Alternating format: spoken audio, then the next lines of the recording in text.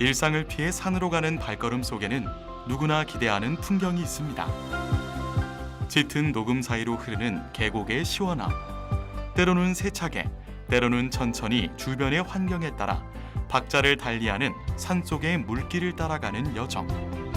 힐링 트레킹 18번째 여정은 팔공산의 치산계곡에서 함께합니다.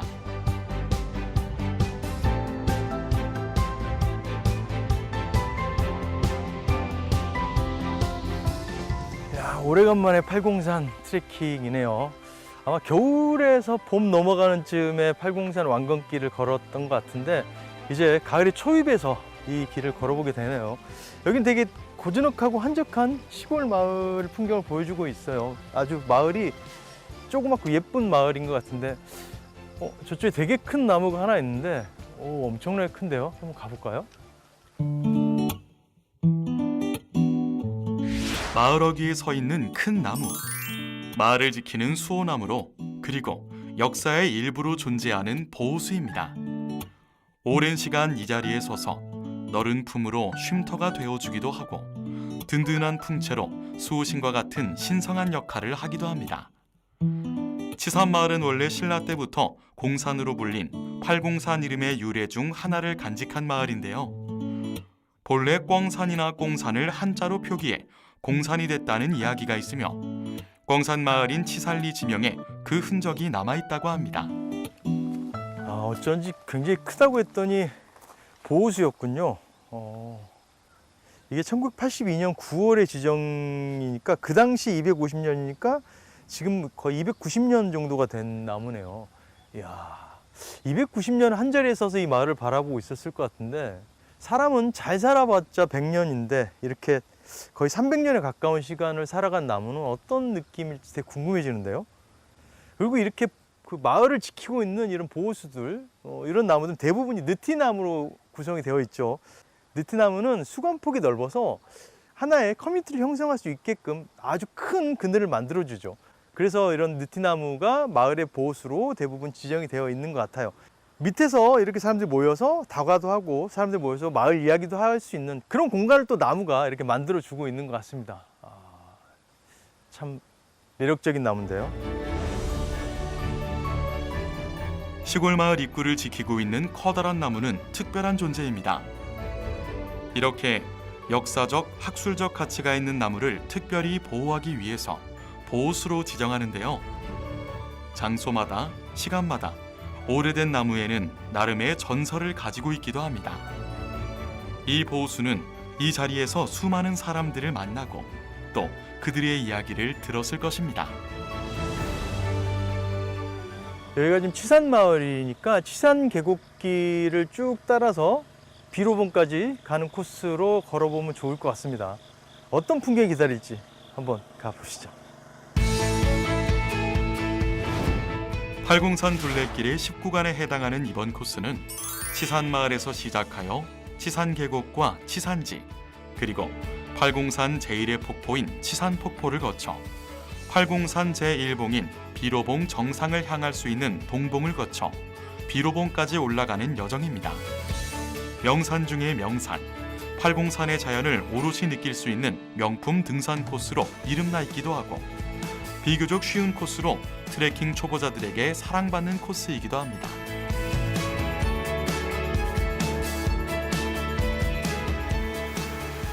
산에서 내려오는 시원한 물소리를 이정표 삼아 오늘의 여정을 시작해보는데요. 나무와 물, 자연이 만들어낸 한 폭의 그림 같은 풍경은 카메라 셔터를 누르게 하는 힘도 있습니다. 짙은 녹음 사이로 불어오는 선선한 가을바람이 계절의 변화를 실감나게 합니다. 코로나19로 인해 비대면 관광이나 여행의 수요가 늘면서 캠핑에 대한 인기도 덩달아 늘어났는데요. 치산 등산로 초입에 이렇게 잘 조성된 캠핑장을 만날 수 있습니다. 이 캠핑장이 굉장히 잘 조성이 되어 있네요. 코로나로 인해서 집콕 쪽이 늘면서 캠핑 수요가 엄청나게 많이 늘어났죠.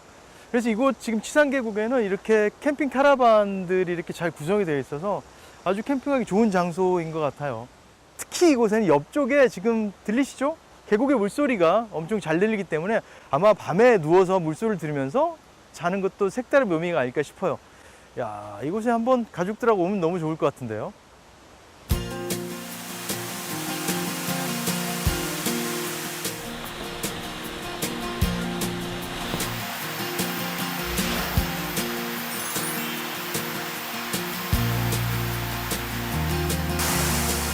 시원하게 내려오는 물줄기를 바라보고 있자면 마음속 응어리져 있던 스트레스도 내려가는 기분을 느낄 수 있는데요. 세차게 내려가며 하얗게 부서지는 계곡물 속에 근심 걱정을 던져봅니다. 야, 계곡을 옆에 두고 올라오니까 물소리도 엄청나고 사실 비가 좀 와서 그런지 굉장히 청량감이 엄청나게 느껴지는 그런 트레킹 코스를 걷고 있습니다. 특히 얼마 전에 비가 좀 내려서 그런지 계곡에 물이 굉장히 많습니다. 폼멀 부서지는 모양도 좋고 이렇게 쭉 가다 보면은 절이 하나 나온다 그랬는데 저긴가 본데요. 수도사. 우리 코스에 있는 절이니만큼 안 가볼 수 없겠죠. 한번 가보시죠.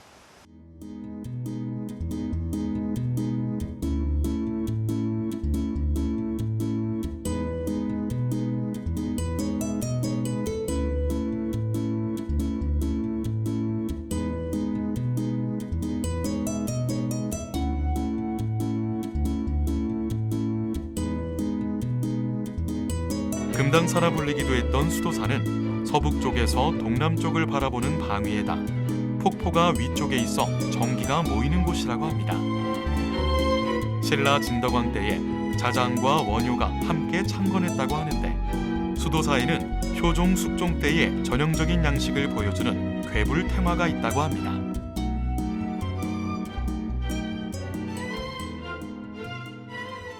이곳에 탱화가 있네요. 원래 수도사에는 세로길 9m가 넘는 큰 1271호로 지정된 탱화가 있는데 그거의 축소판으로 이곳에 지금 전시가 되어 있습니다. 탱화의 특성상 굉장히 붉은색이 많이 사용되고 있고 역시 이 탱화 역시도 마찬가지인데 섬세한 붉은색들이 섞여서 쓰여지고 있고 그리고 원래 탱화에는 삼배에다 그림을 그려서 굉장히 거친 질감을 표현하고 있다고 해요. 하지만 이 작품 같은 경우에는 그 거침 속에서도 섬세한 표현들이 들어가 있는 그런 탱화인 것 같아요. 원래대로 9m가 넘는 탱화를 봤으면 어떤 기분일지 생각을 해보게 되는데요.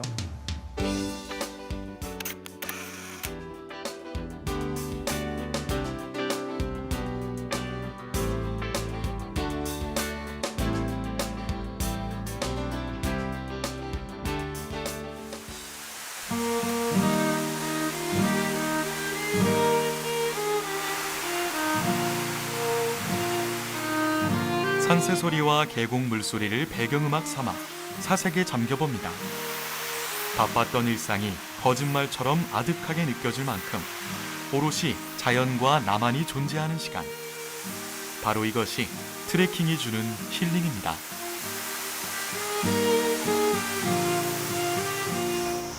아무래도 폭포, 공산폭포 쪽으로 조금 가까워져서 그런지 물소리가 굉장히 크게 들리고 웅장하게 들리는데요. 이쪽 근처에 폭포가 있을 것 같긴 해요. 이쪽에 이정표 보이는데 어떤 모습이 기다리고 있을지 굉장히 궁금해지는데요. 야, 기대가 됩니다.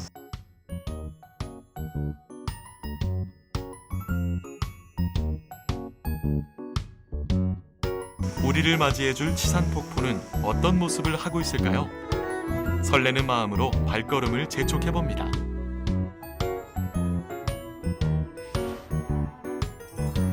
치산계곡은 팔공산에서 가장 아름다운 경치를 뽐내고 있습니다. 공산은 팔공산의 예드림인데요.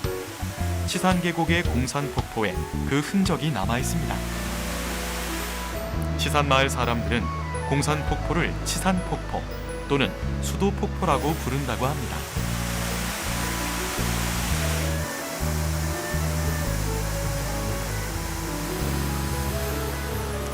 야, 정말 절경인데요. 이 3단으로 떨어지는 폭포가 특히 오늘은 또 수량이 풍부해서 낙차도 굉장히 크고 그리고 사운드가 지금 엄청납니다. 듣고 있는 내내 귀가 시원해진 느낌인데 공산폭포는 치산 10경 중에 하나라고도 합니다. 그래서 이 폭포를 보고 있으면은 그동안 속세에 쌓였던 모든 게 날아가는 느낌이 들기도 하고 한편으로는 세상의 이치를 다시 한번 생각하게 하는 그런 장소이고 그런 생각이 들게 하는 그런 시간인 것 같습니다. 치산폭포의 비경을 감상하기 위해 많은 선비들이 이곳을 즐겨 찾았다고 하는데요. 퇴계 이황은 당시 제자였던 신령 현감 황준량과 함께 이곳을 찾아 중국의 여산에 비유하며 시를 읊었다고 합니다. 현실인지 꿈인지 실감이 나지 않는 자연의 비경을 바라보면 누구든 그 아름다움을 표현하지 않을 수가 없겠죠.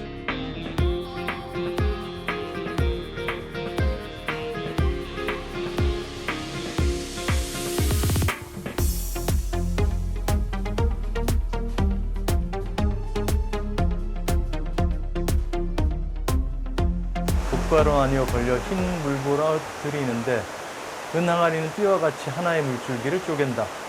등임해 보니 대 이름 아름다운 줄 알겠으니 우리 태수의 올해는 좋은 일 많으리라. 지은 이들마다 이 치산폭포를 보는 감정이 되게 달랐다는 생각이 드네요. 이 시를 읽음으로써 저도 그 시를 지은 이들의 마음을 조금 이해할 수 있을 것 같고, 저는 또 다른 느낌으로 다가오는 그런 폭포인 것 같습니다. 저는 이게 폭포를 보면은 인생 같다는 생각을 해요. 확 떨어지지만 다시 또 고였다가 또 다시 떨어졌다가 결국은 큰 바다로 흘러가서 다시 모이게 되는 그런 물이잖아요, 어찌됐건. 근데 지금 이 치산폭포 같은 경우에는 뭔가 다른 폭포들에 비해서 조금 더 웅장하고 조금은 이 시에 나왔던 것처럼 약간 호연지기를 느낄 수 있는 그런 감정을 느끼게 해주는 것 같아요.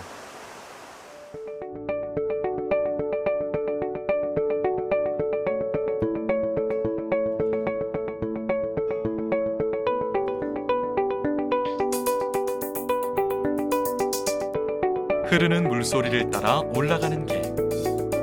시선이 자연스럽게 자연이 만들어낸 색채 곳곳으로 향합니다. 평소에는 보기 힘든 색을 발견할 수 있는데요. 화려하지만 트레킹에서는 각별히 조심해야 하는 것이기도 합니다. 야, 여기 굉장히 신기한 모양의 버섯이 있는데요. 굉장히 컬러풀하고 보긴 예뻐 보입니다. 근데 제가 알고 있기로 이렇게 화려한 버섯들이 식용으로 먹지 못한 독버섯이 많다고 하는데, 뭐 제가 정확한 전문적인 지식은 없지만은 아마 먹어서는 안 될 것 같은 그런 느낌이 드는데요. 근데 이쁘니까 기록으로 남겨둬야겠죠.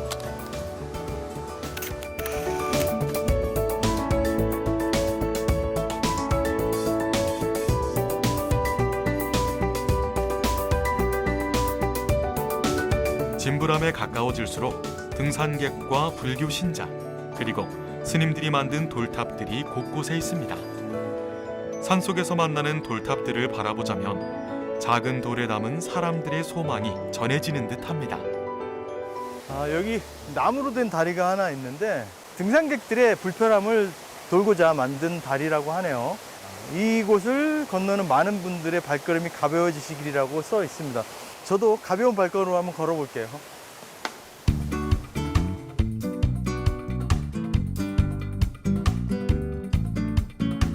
초보자도 쉽고 가벼운 발걸음으로 즐길 수 있는 트레킹 코스이지만 등산로라 좁은 편이고 한쪽이 낭떠러지인 구간이 많아 조심해야 하는 구간입니다. 천천히 걸으면서 가을의 초입을 만끽해보는 것도 좋겠죠.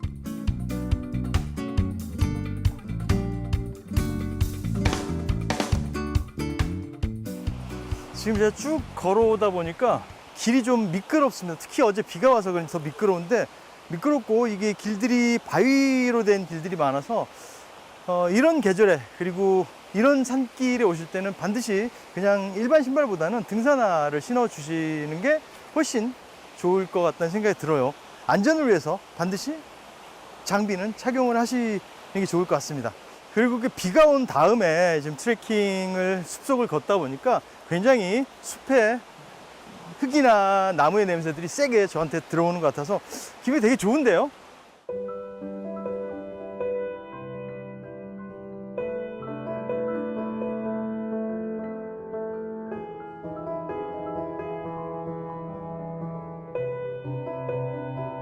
길을 따라 올라가다 보면 나무 사이사이에 걸려있는 천이 눈에 띄는데요. 서산대사가 지은 해탈시가 곳곳에 걸려 있습니다.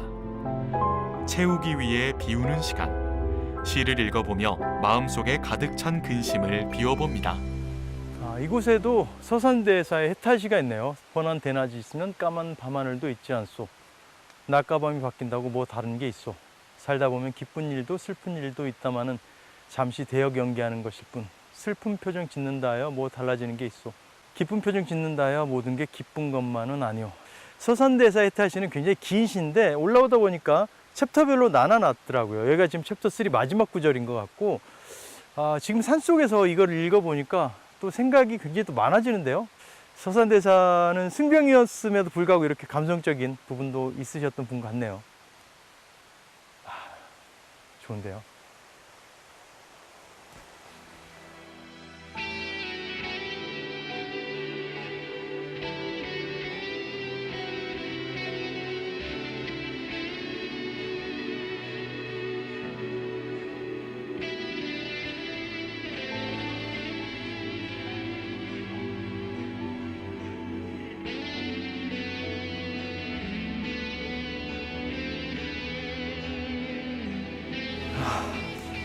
여기 쉴만한 좀 터가 있는데요.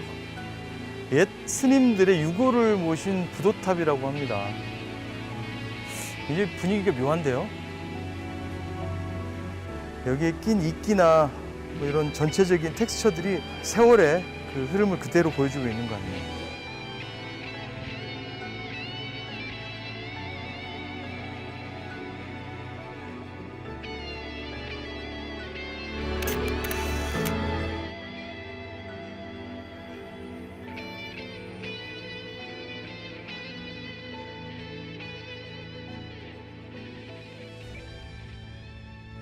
육체적으로는 힘든 게 사실이겠죠. 하지만 육체적으로 힘들지만 정신적으로는 훨씬 더 비울 수 있고 더 맑아지는 기분이 들어서 몸이 피곤한 만큼 머리는 더 깨어나는 그런 느낌인 것 같아요. 그게 사실은 우리가 힐링 트레킹의 의미가 아닐까 하는 생각이 들어요. 그럴 때 있잖아요. 뭐 잊고 싶을 때 다른 거에 집중함으로 해서 그걸 잊는 것처럼 육체적으로 힘들 때 몸이 힘든 대신에 머리는 더 깨어나는 그런 게 힐링 트레킹의 진정 의미가 아닐까 하는 생각을 해보게 됩니다.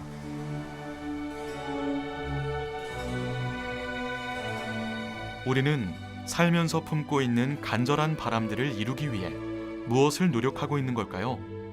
자연의 품 가운데 가만히 앉아 바쁜 일상을 잊어보는데요. 길 따라 나무 따라 사람들의 간절함이 쌓아올린 돌탑과 절로 안내하는 연등이 보입니다. 치산폭포에서 진부람으로 향하는 길은 아름다운 경치를 감상할 수 있는 포인트가 많습니다. 임도가 끝나는 지점부터 돌길과 흙길이 반복되는데요. 길 아래로는 치산폭포의 상류와 계곡에서 흐르는 물소리와 새소리가 인상적입니다.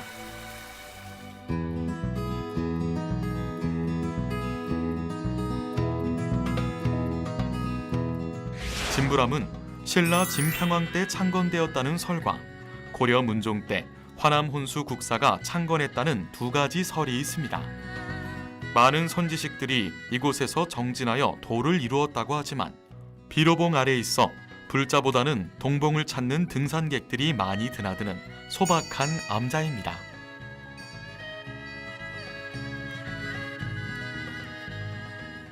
이 진부람은 과거에는 굉장히 많은 스님들이 이곳에서 정진하면서 이렇게 돌을 닦고 그런 열심히 정진했던 그런 곳인데 현재는 이 등산객들이 훨씬 더 많이 찾는 그런 소박한 암자라고 합니다. 여기 계시는 스님이 굉장히 애정을 갖고 관리를 하셔서 아기자기하고 그런 모습들을 볼 수 있는 그런 암자인 것 같아요.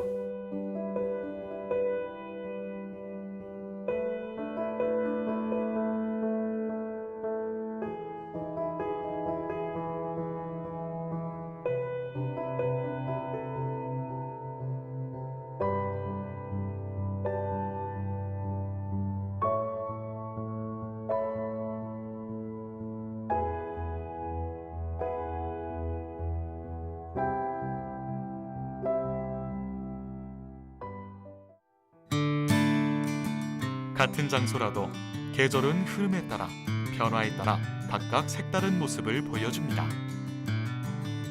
여름의 옷을 다 벗진 못했지만 피부로 느껴지는 선선한 바람으로 계절의 변화를 느끼는 요즘입니다.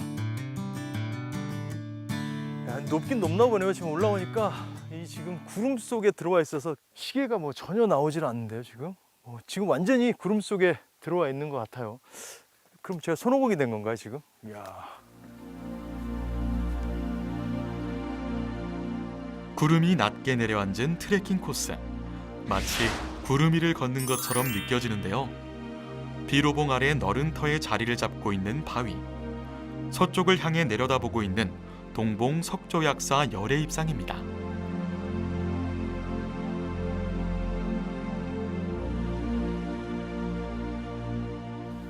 제가 멀리서 봤을 때는 그냥 커다란 바위 덩어리인 줄 알았더니 불상이군요.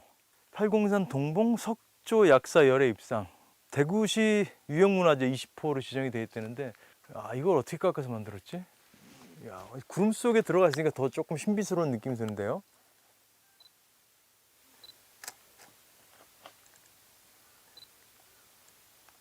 이 팔공산을 오다 보니까 굉장히 사찰도 많고 이렇게 불상들도 많은 거 보면은 확실히 좀 기가 좋은 곳인 것 같아요. 그래서 명산이라고들 하는 것 같아요. 팔공산 매력 있는 산인 것 같습니다, 확실히.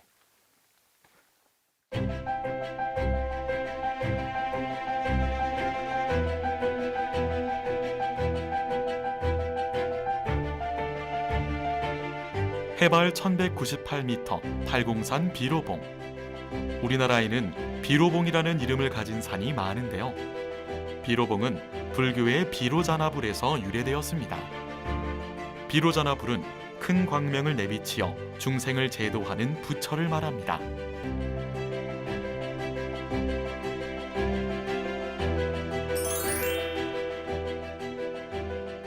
지금 비로봉 정상에 올라와 있습니다. 비로봉이 원래 이곳에서 날씨가 좋은 날에 저기 대구 시내 전체가 보인다고 하는데 지금은 구름 속에 제가 들어와 있어서 지금 아무것도 보이질 않네요. 여기에 뭐 상징적인 구조물들인 철탑조차도 잘 보이지 않는 상황이긴 하지만은 그럼에도 불구하고 이런 날씨가 주는 또 매력이 있죠. 마치 제가 산신령이 된 것 같은 느낌도 들고 그러는데 맑은 날에도 한번 와보고 싶은 생각이 들어요. 하지만 오늘을 즐겨야겠죠. 굉장히 이 분위기를 마음껏 즐기고 내려가 볼까 합니다. 좋은데요, 저는 이 느낌도. 팔공산의 정상 중 하나, 비로봉에서 내려가는 길. 어느새 능선 뒤로 해가 저물어 갑니다. 찬란하게 빛나는 노을이 물 한 개를 걷어내고 팔공산의 비경이 그 모습을 드러냅니다. 오늘의 여정에서 우리는 어떤 교훈을 얻을 수 있을까요? 일단은 산으로 올라가는데 옆쪽에 계곡이 있어서 계속 물소리를 들으면서 올라갈 수 있었던 게 가장 큰 매력이 아니었나 싶어요. 귀로는 사운드적으로 물소리를 들어서 굉장히 힐링을 할 수 있었고, 눈으로는 또 산을 보면서 힐링을 할 수 있는 그런 두 가지 매력을 갖고 있는 코스가 아니었나 생각을 해봅니다.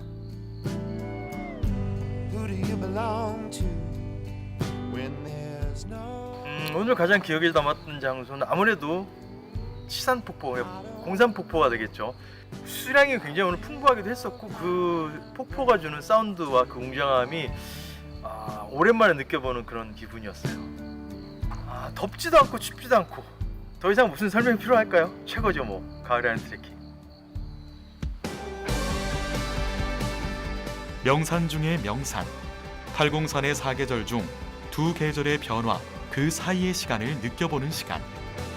시원하게 내리는 폭포에 어지러운 마음을 던져보기도 하고 조용한 사찰에서 부처의 깨달음을 받아들여 보기도 하면서 속절없이 흐르는 시간을 잡아봅니다. 변한다는 것은 무엇일까요?